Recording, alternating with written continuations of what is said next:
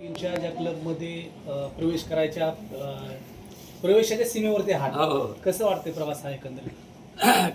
खरं सांगू का, सर्वप्रथम बारामतीतील सर्व पत्रकार बंधूंना माझा अगदी नमस्कार. या यशामध्ये जे काही 100 कोटीत प्रवेश करतोय, या यशामध्ये महाराष्ट्रातील सर्व पत्रकार बंधूंचा खूप मोलाचा आणि महत्त्वाचा वाटा आहे. कारण ज्या पद्धतीनं तुम्ही या सिनेमाला कव्हर केलं, आपला घरचा सिनेमा समजून कव्हर केलं सगळ्याच पत्रकारांनी, त्याबद्दल तुमचे आभार. म्हणून म्हटलं यात तुमचा वाटा महत्त्वाचा आहे. तर आपण असं म्हणतो की याच्यासाठी केला होता अट्टाहास, बरोबर की नाही? तुम्ही पण बस इकडं कोथमीर, याचसाठी केला होता अट्टाहास, प्रत्येक शो हाऊसफुल व्हावा. आणि हे मी अनुभवलं. मागच्या आज 36वा दिवस आहे, 37वा दिवस आहे आज. एक सिनेमा बनवला मी 10 वर्षापूर्वी, पहिला, देऊळ बंद. जे इथं जुने पत्रकार आहेत, जुने नाटकवाले आहेत, सगळे कोथमिरे साहेबांनाही माहिती आहे किंवा आम्ही सगळेच, माझा प्रवास हा एकांकिकेपासून सुरू झालेला आहे. हे यश एका दिवसात काल आलो आणि आज काहीतरी घडलंय आणि अचानक माझ्या आयुष्यात 100 करोड आले असं नाहीये. 32 वर्ष दिवस रात्र मेहनत करून आज या 100 करोड पर्यंत पोहोचलेलो आहे. त्यामुळं मागचा प्रवास हे 100 करोड होताना खूप आठवतो. अगदी पहिल्या एकांकिकेचा प्रयोग म्हणजे 14 जानेवारी 1995 साली पहिल्यांदा एक फिरोदिया पुरुषोत्तम करंडकला काय नाटक केलं असेल, तेव्हापासून ते आजपर्यंत हा सगळा प्रवास या 100 कोटीच्या यशामध्ये डोळ्यासमोरून गेला.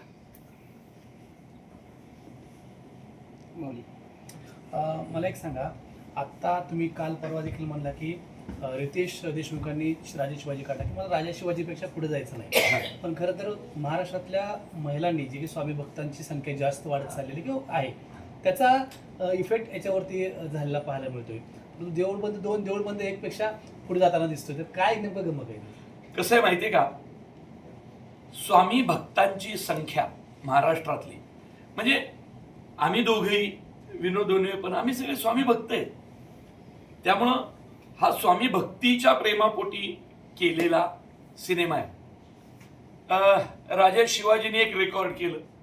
रितेश देशमुखांचा मला फोन आला, सगळ्यात पहिला फोन. सिनेमा सुरू झाला आणि पहिला 2 दिवस गेले आणि सगळं बघून पहिला फोन नाना पाटेकरांचा आला. नाना पाटेकर सर म्हटले, तरडे त्यांच्या स्टाईलमध्ये, आत्ताच सांगतो, हे जे दिसतंय हे खूप सुंदर आहे, हा सिनेमा मोठा होणार. त्यावेळी राजा शिवाजी चालू होता, सगळ्यांनाच माहिती आहे, जोरात चालू होता. आणि देऊळबंद 2 आला. खरं तर आम्ही एकमेकांना विचारून रिलीज केले सिनेमे. म्हणजे 1 मेला त्यांनी यायचं आणि मग 2-3 आठवड्याची गॅप घेऊन मी यायचं, असं आम्ही एकमेकांशी सल्ला मसलत करून केलं. पण देऊळबंदाचा जो हाईप आहे पहिल्या दिवसापासूनचाच, तो इतका मोठा राहिला की कळत न कळत राजा शिवाजीला थोडंसं फटका बसला. म्हणजे तसं पाहिलं तर रितेश आणि मी कॉम्पिटिटर होतो त्या क्षणाला. पण पहिला फोन रितेशचा आला नानांचा आल्यानंतर. म्हटला, तरडे अभिनंदन, मला असं वाटतंय मोडतोयस तू माझं रेकॉर्ड. अहो म्हटलं रितेशजी काय बोलताय? ते म्हटले, नाही मोड, माझं म्हणणं आहे तू मोड. मग तुझं रेकॉर्ड कुणीतरी अजून 2 आठवड्यांनी मोडू दे, त्याचं रेकॉर्ड अजून 2 आठवड्यांनी कुणीतरी मोडू दे. मराठी सिनेमा दर महिन्याला 2-2 सिनेमे 100 कोटी झाले पाहिजेत. तर मला खूप आनंद झाला. कारण काय माहितीये का, मी आणि रितेशजींनी काही एकत्र काम नाही केलेलं, कधी असं काम नाही केलेलं, किंवा आमची अशी खूप ओळख आहे अशातलाही भाग नाही. कदाचित मी त्यांना ओळखतो, ते मला ओळखत, मुळशी पॅटर्नमुळं किंवा नाही का नावाने ओळखत असतील. त्यांनी नंबर मिळवला इकडनं तिकडनं आणि फोन केला आणि शुभेच्छा दिल्या. कदाचित मराठी चित्रपट सृष्टी किंवा सिनेमा मोठा होण्यात ह्या अशा एकमेकांना सपोर्ट करण्याचा सगळ्यात मोठा वाटा असेल. म्हणून मी रितेशजींचे जाहीर आभार मानले. जाहीर. एक सगळ्यात महत्त्वाची गोष्ट अशी की सैराट नंतर हे 2 चित्रपट आहेत की जे मराठी चित्रपटामध्ये सगळ्यात जास्त धंदा करतात किंवा व्यवसाय करतात. म्हणजे याचा अर्थ असा की मराठी चित्रपटसृष्टीसुद्धा पुढे जाऊ शकते. त्या दर्जाचे चित्रपट बनवायला हवेत का एक भाग. आणि प्रवीण तरडे आम्ही मुळशी पॅटर्नमध्ये पण पाहिले. म्हणजे तो जो एक गुन्हेगारीच्या आशयावरचा आणि त्याच्यापेक्षा महत्त्वाचं की शेतकऱ्यांच्या आयुष्यावरचा चित्रपट होता. तसाच सामाजिक आशय घेऊन पण भक्तिमय मार्गाने तुम्ही हा चित्रपट केला. पुढच्या चित्रपटाची काय तुमची हे असणार आहे, विषयाची काय आखणी वगैरे काय आहे का? नाही, झालं डिक्लेअर पण केलं मी. खरं तर या ह्याच्यात आम्ही पार्ट 3 डिक्लेअर केलंय. देऊळबंद 3 आत्मनिर्भर भारत, अमेरिकेचं आम्ही हे पण टाकलं, त्याच्यावरूनच कळलंय बऱ्यापैकी. पण मी इमिजिएट सुरू करणार आहे तो मुळशी पॅटर्न पार्ट 2 इमिजिएट. कारण 10 वर्ष जशी लोकांनी देऊळबंदची चातकासारखी वाट पाहिली, तशीच वाट लोक मुळशी पॅटर्नच्या पुढच्या भागाची पाहत आहे. आणि जिथं मुळशी पॅटर्न संपलाय तिथून पुढच्या पार्टला खूप चांगला वाव आहे. त्याला देऊळबंदला काय केलं मी, जसाच्या तशा गोष्टी पुढे नाही नेल्या, फक्त स्वामी समर्थ कॉमन ठेवले, गोष्ट कंप्लीट वेगळी घेतली, कंप्लीट वेगळी घेतली आणि सिनेमा केला. मुळशी पॅटर्नला तसं नाही होणार. मुळशी पॅटर्नला तीच गोष्ट पुढे जाणार, त्याच गोष्टीतली पात्र, त्यांचेच संबंध, त्यांचे हितसंबंध. मग राहुल्या तर मेलाय, मग पुढं काय, मग त्याचं मागचं काय दिसणार का, पुढचं काय दिसणार का, असा मागं पुढं करत देऊळबंद 2 होईल. त्याचं नाव आहे मुळशी पॅटर्न 2 होईल. त्याचं नाव आहे मुळशी पॅटर्न 2 तुमच्या घराच्या भिंतीतल्या वाळूची गोष्ट. ह्याच्यातच सगळं आलं आणि ते किती खुंकार असेल तेही आलं. आम्ही इस्लामिक आता 100 कोटीच्या आसपास चाललंय. परंतु हा संकल्पना याच्या मागची आहे ना, जे आधुनिक युग, पुढचं युग आणि भविष्य, वर्तमान, भूतकाळ आणि वर्तमान, या तिन्हीचं कसं हे केलं याच्या मागची पार्श्वभूमी या सिनेमात कसं आहे माहितीये का, हा सिनेमा करतानाच सगळ्यात पहिलं काय ठरवलं होतं माहितीये, कुणावरही टीका करत बसायचं नाही. काय आहे, शेतकरी आत्महत्या आणि शेतकऱ्यांचा कुठलाही विषय म्हटलं की टीका केल्याशिवाय पुढेच जाऊ शकत नाही, असा एक आपल्यावरती ठपका आहे. आपलं रडगाणं चालू असतं, आपली आंदोलनं, आपल्या टीका, आपलं आक्रोश असं एक म्हटलं जातं. मी म्हटलं ज्यांना हे जे लोक या पद्धतीने जातात त्यांना जाऊ दे, आपण पॉझिटिव्ह सोल्युशन करायचं, आपण शेतकऱ्याचाच कान पिळायचा. मी काय म्हटलं त्या सिनेमात स्वामी काय म्हणतात, ही म्हणती तुमचा भक्त होता ना, तुमचा भक्त होता ना, तुमच्या देवळासमोर झाडाला लटकला ना, कुठं होता तुम्ही, कळलं नाही का? स्वामी काय म्हणतात, तुझ्या शेजारी झोपला होता ना, तुला नाही कळलं का? स्वामी काय म्हणतात, तुझ्या शेजारी झोपला होता ना, तुझ्याबरोबर रोज राहत होता ना, जेवत खात होता ना. शेतकऱ्याच्या मनातली आत्महत्या आधी आता शेतकऱ्याच्या घरातल्या लोकांनी ओळखली पाहिजे. बाकी वाचवायला जग नंतर येईल. आधी शेतकऱ्याच्या मनातली आत्महत्या शेतकऱ्याच्या घरातल्या लोकांनी ओळखली पाहिजे. माझा नवरा रोज तर 3 भाकरी खातो, बरोबर की नाही? मागचे आठवडाभर चतकोर अर्धी भाकरी खाऊन उठते. हे लक्ष का, अस्वस्थता का आली?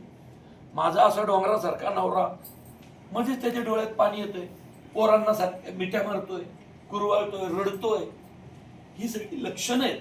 आणि हे पुस्तकांमध्ये, म्हणून स्वामी पण बघा पुस्तक वाचताना दाखवली, शेतकऱ्याला आता अभ्यास केल्याशिवाय पर्याय नाही.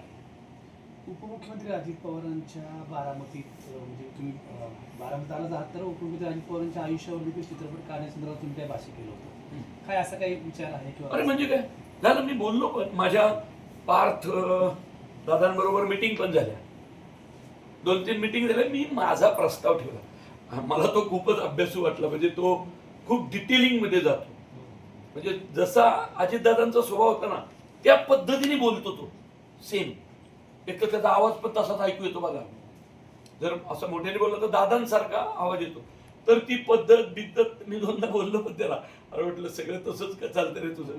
कळलं नाही, ते अभ्यास केल्याशिवाय कुठली गोष्ट नाही. त्यामुळं पार्थ दादांबरोबर मिटिंग चालली, मी प्रस्ताव ठेवलाय. त्यांच्याकडनं खूप पॉझिटिव्ह रिस्पॉन्स पण आहे. पण बाकी नक्की करायचंय नाही करायचंय हे डिक्लेअर करण्याचा अधिकार हा पार्थ दादांचा आणि पवार कुटुंबियांचा आहे. पण माझी चर्चा झालेली आहे आणि पार्थ दादांकडनं पण पॉझिटिव्ह रिस्पॉन्स आलाय. होऊ पण शकतं, फक्त डिक्लेअर ते करते. मराठीतले चित्रपट नीट टिकत नाहीत किंवा चालत नाहीत, तमिळ, तेलुगू, दक्षिणात्य चित्रपट, तर त्याला काय नेमकं अपेक्षित आहे? म्हणजे देऊळबंद 2 किंवा राजे शिवाजी हे पर्याय आहेत, पण खरंच असे घन कुठले चित्रपट असायला हवे की त्यामध्ये लोकांना ते अपेक्षित आहे? हे बघा, प्रश्न बरोबर आहे, पण ह्याच्यावर मी बोलणं बरोबर नाही. सांगा का? माझे 6 सिनेमे सुपरहिट आहेत. लोक तुझ्या तुझे सगळे पिक्चर तो बघतोय की रे, तुला सुपरहिट डिरेक्टर केला आम्ही आणि तूच परत रडगाणं गातोय. तर मी असं रडगाणं गाऊ शकत नाही, कारण मी जे 6 चित्रपट बनवले 6 सुपरहिट आहेत. पण प्रश्न करेक्ट आहे. त्याचं कारण काय माहितीये का? माझे विषय मातीशी संबंधित असतात. तुम्ही नीट बघा, कुठलाही पिक्चर काढा, कुठलाही या, सरसेनापती आंबेरराव बघा, देऊळबंद पहिला भाग बघा, दुसरा बघा, मुळशी पॅटर्न बघा, धर्मवीर 1 बघा, धर्मवीर 2 बघा, तुम्हाला तुमचं जगणं त्याच्यामध्ये दिसतच. मराठी सिनेमा, मराठी माणूस, मराठी भाषा, मराठी माती, मराठी शेती याच्यापासून लांब गेला की तो पडणारच, आणि तो बघण्यात लोकांना इंटरेस्ट पण नसणार. कारण सांगतो का? या देशातले सर्वात बुद्धिमान प्रेक्षक हे महाराष्ट्रात आहेत. सांगा का? कारण सिनेमा आपण सुरू केलाय ना. सिनेमा सुरू कुणी केला? मराठी माणसाने ना. त्यामुळं पहिल्या मराठी सिनेमा, पहिल्या भारतातल्या सिनेमाचा पहिला प्रेक्षक कोण? मराठीच. त्यामुळे आपण लय जुने आहेत मराठी प्रेक्षक. हुरळून किंवा भुरळून जाणारा नाहीये. जे चांगलं असेल त्याला डोक्यावर घेतो, जे वाईट असेल त्याच्याकडे पाठ फिरवतो. त्यामुळे जे चांगलं आहे ते चालणारच, यात शंका नाही. आता मुळशी पॅटर्नचं 2चं तुम्ही सांगितलं, कास्टिंग कोण असणार आहे? त्यामध्ये काही बदल आहे काय? हे तुमच्या बारामतीच्या माणसाला माहिती, कारण तो करतो कास्टिंग. बघा, मुळशी पॅटर्नचं ओम भुतकरचं कास्टिंग त्यांनीच केलं, प्रसाद ओकचं धर्मवीरला कास्टिंग त्यांनीच केलं. तोच मला म्हटला धर्मवीरला तुम्हीच करा आंबेरराव. मी खरं वेगळा माणूस शोधत होतो. तो म्हटला सर तुमचे हरकं रांगड, घोडा चालवणार, आणि म्हटलं ते वाटलं पाहिजे ना 2 हातात तलवारी घेतलेला माणूस, नाही तर 2 हातात तलवारीने तो काहीतरी येतो बघतो. तर परिस्थिती जेवढी बिकट, मराठा तेवढाच तिखट, असं बोलताना तर मराठा दिसला पण पाहिजे ना त्या ताकदीचा. म्हणून त्याचं ऐकून मी आंबेरराव केला. फक्त एकच कास्टिंग मी केलं, ते म्हणजे हे मी फक्त संगी बायगुडी घेतली. त्याचा अनुषंगाने प्रश्न की बऱ्यापैकी तुमच्या चित्रपटात तुम्ही म्हणला की सर हिरोईन नाही नसते. पण त्यांना मॅडमला निवडायचं हाच एक भाग असा. याचं कारण सांगतो काय? माझ्या पिक्चर मध्ये हिरोईन नसते कारण म्हणजे विषय. आता तुम्ही सांगा, मुळशी पॅटर्न मधली हिरोईन एक गाणं म्हटली, उन उन वाटातून चाबी दिला जाय. पोरीने चांगलं काम केलं त्या, पण तिचा रोल वाढवला का मी? कारण गोष्ट तिची नव्हतीच. गोष्ट हे सगळे संटे जे पळत होते रस्त्यानी एकमेकांच्या माग आणि शेती घेत होते, विकत होते, तो विषय त्यांचा होता. हंबीरराव मध्ये पण मला ओवाळण्या पलीकडे तिला काहीच काम नव्हतं, कारण गोष्ट तलवारींची होती, गोष्ट लढायांची होती, गोष्ट शिवाजी महाराज आणि धर्मवीर संभाजी महाराजांची होती. तिथेही स्त्रीचं काम नव्हतं. पण आनंद दिघे साहेबांच्या आयुष्यात स्त्री नव्हतीच, 2 बहिणी सोडल्या तर. त्यामुळे दिघे साहेब हे सतत कार्यकर्त्यांमध्येच होते, आणि ज्या कार्यकर्त्या होत्या म्हणजे बिरजे बहिणी त्या बहिणीच होत्या त्या सगळ्यांच्या. तर त्याच्यात हिरोईन असण्याचा संबंध नाही. हा सिनेमा हिरोईन घेण्याचं कारण असं, कारण शेतकरी आत्महत्या करतो, त्याची बायको करते. आस्तिक आणि नास्तिकाची भूमिका जे केली आहे, हा. त्या भूमिकेविषयी थोडस या बायकांना पण मुळावरनं वाटतंय की खरंच आहे. नाही, तिचा वाटा सिंहाचा आहे. ती आणि मोहन जोशी यांचा सिंहाचा वाटा. मी ऍक्च्युली खऱ्या आयुष्यात मी खूप आस्तिक आहे, खूप देवाधर्माचं खूप मानणारी आहे. स्वामींवर खूप श्रद्धा आहे माझी, मी गुरु मानते त्यांना. पण या चित्रपटात मला नास्तिक करायचं होतं, त्यांना शिव्या द्यायच्या होत्या सतत, सुरुवातीपासून शेवटपर्यंत मी त्यांना खूप बोलते.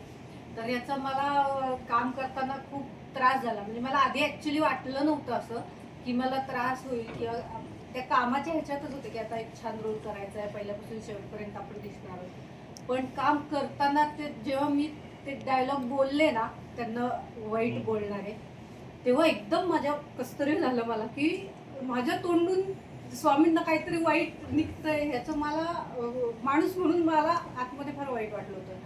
मग आता रोजच त्यांना वाईटच बोलायचं होतं. मग मी काय करायचे, शूटिंग संपलं की आपलं मोहन जोशींना स्वामी समजून त्यांच्या पाया पडायचे, त्यांना म्हणायचे स्वामी रोज मला माफी क्षमा करा, मी आज खूप बोलले तुम्हाला पण माझं काम आहे ते मला करावं लागतंय, पण मला क्षमा करा. असं ते आस्तिक नास्तिकाचं ते. आणि तिच्या भूमिकेचं वैशिष्ट्य असं की स्नेहल तरडे हे उदाहरण म्हणून पाहिलं पाहिजे नवीन येणाऱ्या मुलींनी ज्या या क्षेत्रात येत आहेत. काय होतं, या क्षेत्रात खूप स्वप्न असतात आणि खूपदा मृगजळाच्या मागे धावणं होतं. ज्यावेळी ती अभिनयाची कंटिन्युअस सगळी बक्षिसं घेत होती 15 वर्षापूर्वी, तेव्हा आमचं लग्न झालं. तिने ठरवलं की आपण दोघेही काम शोधत बसलो, बोंबलत फिरत बसलो तर संसार कसा होणार. तर तू एक काम कर, मी थांबते, मी ऍक्टिंग थांबवते, मी कुठेतरी नोकरी करते, म्हणजे आपल्या संसाराला निदान हातभार लागेल आणि तू कामं शोधत फिर. त्यामुळे तिने 7 वर्ष नोकरी केली म्हणून घर चाललं. त्या 7 वर्षात मग मी स्ट्रगल करत राहिलो दिवस रात्र, पुणे मुंबई खेड्या पाड्यात, बारामतीत मी कित्येकदा आलेलो आहे त्या काळात. राहुल तेव्हाचाच मित्र आहे माझा जगताप, तर किंवा कोथमिरे ही आमची तेव्हाची दोस्ती. तर ना तिच्या त्या त्यागाचं कुठंतरी एक आपल्याला काय होतं, कित्येकदा त्याग हा पुरुषाचाच पाहिला जातो, पण घर सांभाळण्यात त्याग हा बाईचा असतो. कुठलंही घर कितीही मोठा असू दे, बाईशिवाय उभंच राहू शकत नाही. आणि आपण काय करतो, जगाचं कौतुक करतो, घरच्या बाईचं कौतुक करायचं राहतं. त्यामुळं मी डोक्यातच ठेवलो की हिनी जे तिचं ऍक्टिंग सॅक्रिफाईस केलंय ह्याला कुठंतरी बाबा आणायचं आणि असं खणखणीत नाणं घेऊन यायचं. कारण मला माहिती होतं ती किती मोठी अभिनेत्री. आणि आज मी तिच्यासाठी देऊळ बंद 2 लिहिला. मॅडम, त्यांच्या माध्यमातून महिलांना काय संदेश मिळेल त्या दिवशी? एक महिलांना चांगला संदेश की याच्यामध्ये तुम्ही पॉझिटिव्हिटी निगेटिव्हिटी होती, पण तुम्ही त्याच्यात पॉझिटिव्हिटी आणली, बरोबर आहे. आणि त्याच्यातून एक अभ्यासक्रम मुलांसाठी केला की त्याच्यामध्ये तुम्ही नैराश्य टाळून एक आत्मसात चांगले विचार आत्मसात करा. ह्या तुमच्या ज्या भावना त्याच्यात दाखवल्या त्या फार प्रकार महिलांचा हो. त्याच्याबद्दल. पण महिलांना संदेश नाही, उलट पुरुषांना संदेश द्यायला पाहिजे. कारण आता प्रवीण जसं म्हटलं ना की आत्महत्या करण्यामध्ये पुरुषांचा जास्त मोठा आकडा आहे. क्वचित महिला शेतकऱ्याची आत्महत्या क्वचित झाली नाही, असेल. मला नाही वाटत शेतीच्या कारणाने आत्महत्या झाली असेल. नाहीच. त्यामुळे बाई मुळात कणखरच आहे, तिला संदेश देण्याची काही फारशी आवश्यकता नाहीये खरं तर. उलट पुरुषांना सांगितलं पाहिजे काहीतरी की काही म्हणजे एक तर मुळात मला असं वाटतं की अभ्यास, शेतीचा अभ्यास करणं जास्त महत्वाचं आहे. म्हणजे आता प्रवीण त्याच्याबद्दल जास्त बोलेल की म्हणजे पिढ्यानपिढ्या करत आलेले आहेत. पणज्यांनी केली म्हणून आज्यांनी केली म्हणून वडिलांनी केली, सेम तशीच आता मुलगा पण करतोय. तर हे आता कुठेतरी आपण थोडंसं थांबवलं पाहिजे. आणि एक अभ्यास म्हणजे डॉक्टर, वकील आणि हे होण्यासाठी जसं आपण अभ्यास करतो, काही वर्ष आपण त्याच्यासाठी डेडिकेट करतो, तसंच शेतीचा अभ्यास करण्यासाठी काही वर्ष आयुष्यातली दिली पाहिजेत. आणि म्हणजे मग प्रगतिशील शेतकऱ्यांची संख्या वाढत जाईल. कारण चॅलेंजेस दरवेळी नवीन चॅलेंजेस येत आहेत. जसा काळ बदलतोय तसं शेतीमधले चॅलेंजेस पण बदलत आहेत. मग ह्या बदलणाऱ्या चॅलेंजेसना तोंड देण्यासाठी तसा आपण अभ्यास पण तसा झाला पाहिजे असं मला वाटतं. बारामतीचे 2 कलाकार देऊळबंद 2 मध्ये, त्यांचा कसा तुम्हाला सहभाग झाला? हे बघ, कोथमिरे होते आणि विनोद वनवे हा फक्त कलाकार नाही, तो खूप महत्वाचा भाग होता या सिनेमाचा. तो कास्टिंग डिरेक्टर होता आणि डिरेक्शन डिपार्टमेंटचा हेड होता. सगळं तो पाहत होता. मागची जी मॅनेजमेंट आहे, म्हणजे इथं कॅमेरा सुरू झालं काम, फ्रेम लावणं हे माझं काम, पण त्याच्या आधीची सगळी तयारी तो करायचा. माझ्या पहिल्या सिनेमापासून, पहिल्या देऊळबंद मध्ये पण त्याचा छोटा रोल होता. आत्ता तर खूप महत्वाचा रोल त्यांनी या सिनेमात केला. कोथमिरेंचा सुंदर ट्रॅक सुरू झाला, पण त्यांचा ट्रॅक ज्याच्या बरोबर होता तो नटच आजारी पडला, विनोद खेडकर. आणि तो आजारी पडला आणि तो ट्रॅकच गेल्यामुळं म्हणजे बाय डिफॉल्ट ह्याचा ट्रॅक कंटिन्यू नाही झाला. नाहीतर तहसीलदार तलाठ्यांमध्ये तो होता, त्यामुळे पुढे खूप स्कोप होता त्याला. विनोदजी, तुम्ही एक मिनिट, नाही नाही माझा तुम्ही बारामतीमध्ये एवढं काही स्ट्रगल केलंय, ह्या बारामतीपासून फार हे झालं, पण आत्ताच्या ज्या फिल्म इंडस्ट्रीजमध्ये आहेत तुम्ही, फिल्म इंडस्ट्रीज आणि तो काळ, तो तुम्हाला कसा वाटतो या सिनेमा? हे चांगलं वाटतं, कारण हे स्वप्न मी बघितलेलं की आपल्याला कधीतरी जाऊन सिनेमांमध्ये चांगलं काम करायचं, म्हणजे ॲक्टिंग करायचं म्हणून आलो. पण सरांना मी भेटलो, मला आजही आठवतं, पहिलं पुरुषोत्तम बघायला गेलो आणि पहिल्यांदा सरांविषयी चर्चा ऐकली की अरे ते एक लय डेंजर डिरेक्टर आहे, त्यांनी खूप पुरुषोत्तम केले, ते फक्त पुरुषोत्तमसाठी त्यांनी डिग्रीज घेतल्या असं. आणि मग सरांना नंतर एकदा भाषण करताना ऐकले काहीतरी, आणि मला असं झालं की अरे आपल्याला असं जमलं पाहिजे बोलायला, किंवा आपल्याला ह्यांना भेटलं पाहिजे. मग तो कार्यक्रम संपल्यावर बाहेर आलो, सर रस्त्याच्या पलीकडे होते, मी अलीकडे होते, पण माझी डेअरिंग नाही झाली तिकडे जाण्याची.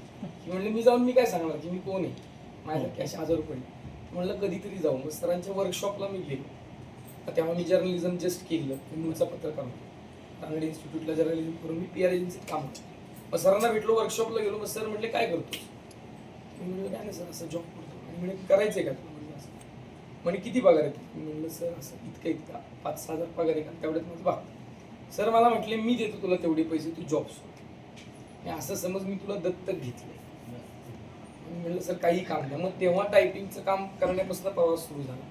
आणि आज म्हणजे सरांनी मला पहिल्या दिवशी सांगितलं की फक्त ॲक्टर झालास तर आयुष्यभर कामं मागत फिरशील, लिहायला शिकलास, हे करायला शिकलास तर लोकांना कामं देशील, स्वतः कामं करशील आणि मीन्स सर्वाईव्ह होशील. आणि ते पटलं आणि त्यांनी सांगितलं ते करत गेलो. म्हणजे मी खूप डोकं लावलंच नाही, ते आपोआप म्हणतो ना आपण चांगल्या संगतीत गेलं की ते आपल्याकडनं करून घेतात. म्हणजे जसं स्वामी आपल्याकडनं करून घेतात तसं तिथं आपोआप ते झालं, तसं घडलं. एक शेवटचा प्रश्न, बऱ्याच चित्रपट प्रदर्शित होतात पण मुख्य कलाकार सगळ्या ठिकाणी जात नाही, एका ठिकाणी प्रीमियर करतात.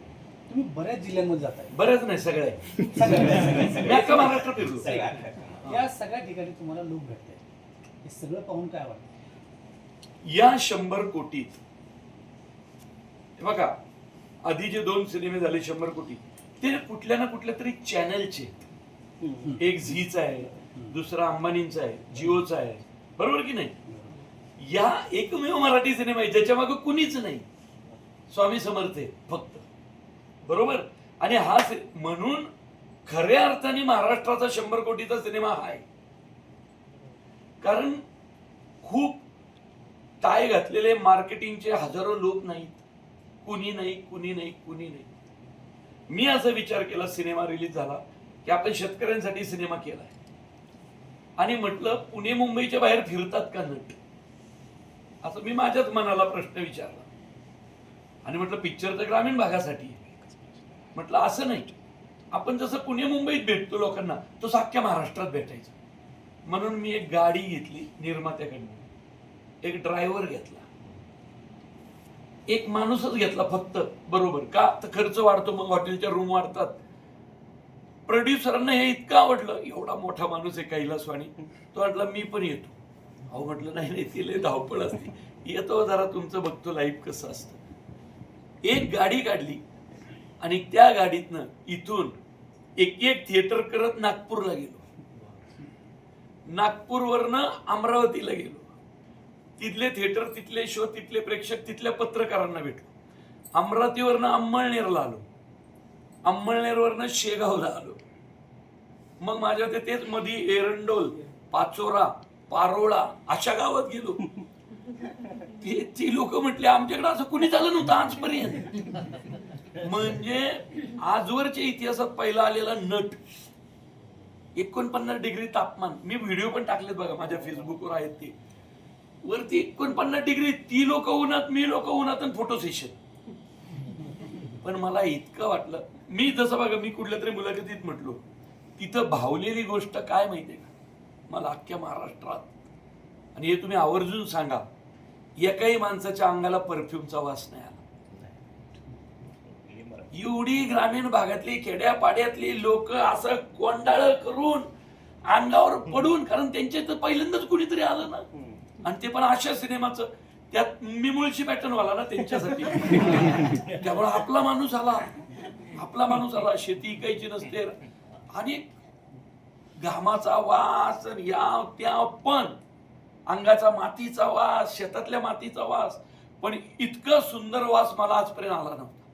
म्हणजे ग्रामीण महाराष्ट्राला स्वतःचा वास आहे, आपण जातच नाहीये.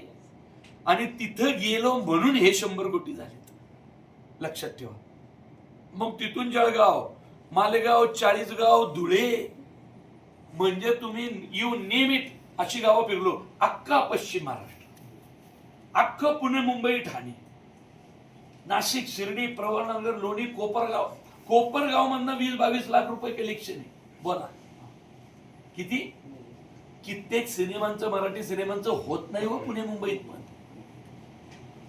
एकट्या कोपरगावने मला 22 लाख दिले.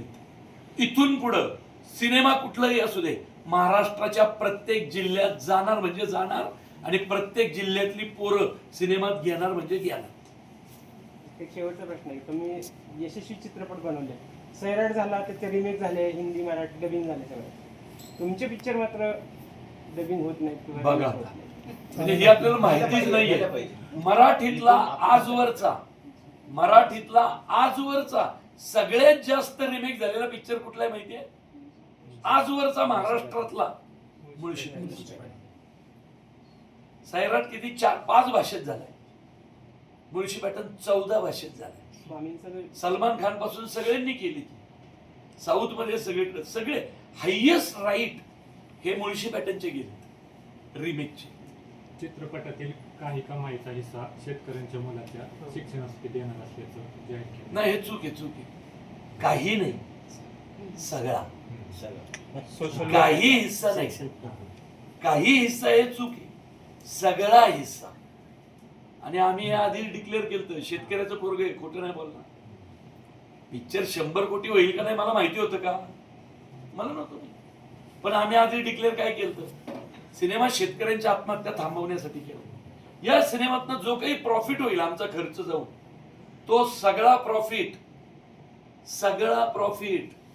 आत्महत्याग्रस्त शेतकऱ्यांच्या पोरापोरींच्या शिक्षणासाठी किंवा एखाद्या ग्रामीण भागातल्या पोरीच्या शिक्षणासाठी देऊन टाकणार. आजच फोन आलाय एका पोरीचा, मेडिकलला आहे, लास्ट इयरला, नाव मला नाही माहित, मी विचारत पण नाही मुद्दाम नाव, की ते नाव एखाद्याचं माहिती आलं की आपल्याला एक अहंभाव येऊ शकतो, मी पैसे दिले, ते येऊ नये म्हणून नाव विचारत नाही, मी भेटत पण नाही. ती पोरं नंतर अधिकारी वगैरे झाल्यावर भेटायला नाही. तू बाबा मला भेटू नको, अहंकाराचा वारा न लागो राजसा, तू मला भेटूच नकोस आणि नाव पण मला सांगू नको, ह्याला विचारा. ही जबाबदारी ह्याच्याकडे असते. ते म्हटलं किती आहे म्हटलं त्या पोरीचं हे तिने 6 महिन्याचं मागितलंय. ह्याला काय म्हटलं मी, 1 वर्षाचं दे, पण पोरीचं शिक्षण नाही थांबलं पाहिजे. सर म्हणले की फक्त जेवणच नाही, तिचं जोवर तिला शिकायचंय पुढे तोपर्यंत सगळं. आणि आमच्याकडे किती पैसा जे काय असेल तो, ह्याच्यात कैलास वाणी जे निर्माते ते नाव घ्याच, अशी माणसं मिळत नाहीत. त्यांनी सगळा पैसा डोनेट केलाय. म्हणजे असं भारतात चित्रपट सृष्टीच्या इतिहासात पहिल्यांदा घडलंय. हे मराठी माणसांनी खरं वाजवलं पाहिजे.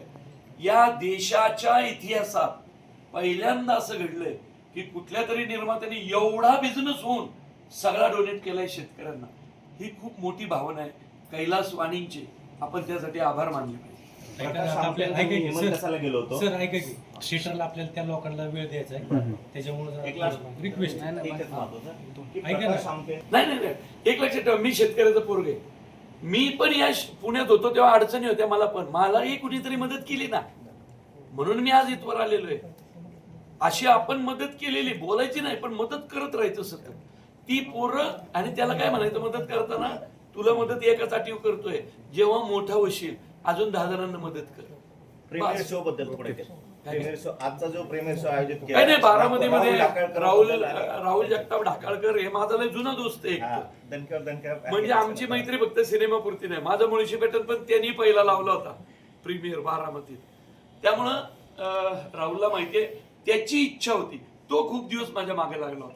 पण मी त्याला म्हटलं आधी दुष्काळग्रस्त भागात फिरतो, बारामतीला भरपूर पाणी आहे म्हटलं, तू चिंता करू नको. म्हणून बारामतीला आज आलोय. 100 कोटीच्या उंबर. खरं तर मला काय वाटलं तर माहितीये का, 100 कोटीचा आकडा बारामतीतून डिक्लेअर होईल. काय बारामतीतून आकडा गेलेला जगभर जातो बाबा. त्यामुळं आकडा इथून डिक्लेअर करणार होतो. पण आलंय घोडा मैदान कदाचित सोमवारी डिक्लेअर पण होईल. शुभेच्छा. स्नेहल खूप मॅडम खूप एमएटी धन्यवाद. कशी शिकलात तुम्ही? एमएटी चालवायला? नाही, मी गाडी चालवायला शिकले तरुणपणी, तेव्हा शिकलेच मी एमएटी वर. तिच्याकडे होती. माझ्याकडे होती. त्याच्यामुळे ती येत होती. काय झालंय